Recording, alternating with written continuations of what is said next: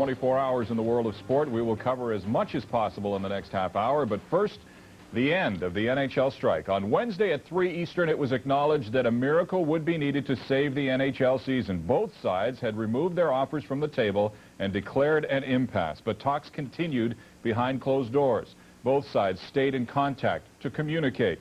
After 14 hours of tough, down and dirty negotiating that started Friday morning at 9 Eastern, an agreement in principle was reached, an agreement that many thought was not attainable at this time. We start our coverage with Gord Miller in New York. For the 10 days of the NHL strike, we had repeatedly been told about deadlines and final offers, but clearly Friday was the final day to get something done. The NHL regular season had to resume no later than Sunday, and it will, but not before the owners and players were one step away from the brink. They stepped back and managed to save this season and the Stanley Cup playoffs. I'm pleased to report that after a very long day, at times a very difficult day, but a day that, at least as far as I was concerned, demonstrated the spirit that traditionally has been between owners and players.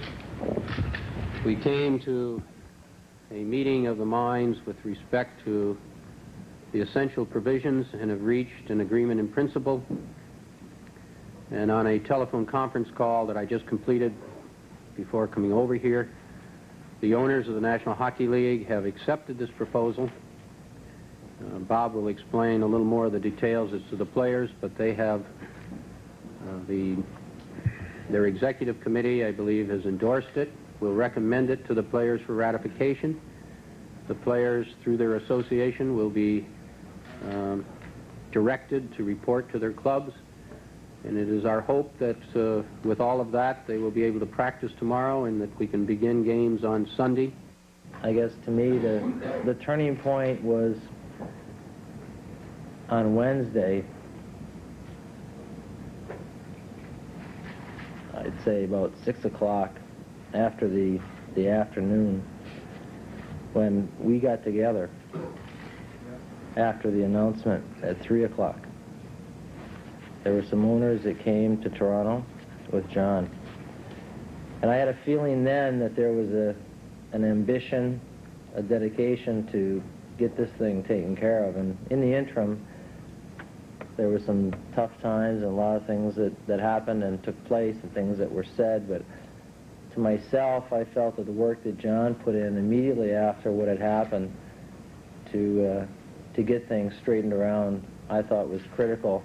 What are the highlights of the proposal? I think a lot of people want to know what exactly did you break through on? Term, Yeah. 1 year. We worked out the trading card. We got down into exactly specific language versus some difficulties the players had with our language in our proposal.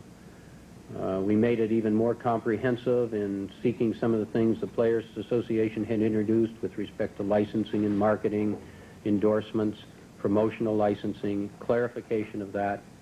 I think that we went from a lose-lose-lose situation in that the owners were losing, the players were losing, and the game of hockey was losing, into a win-win-win situation where the owners are winning now, the players are winning, and the fans are winning, and the game of hockey is winning.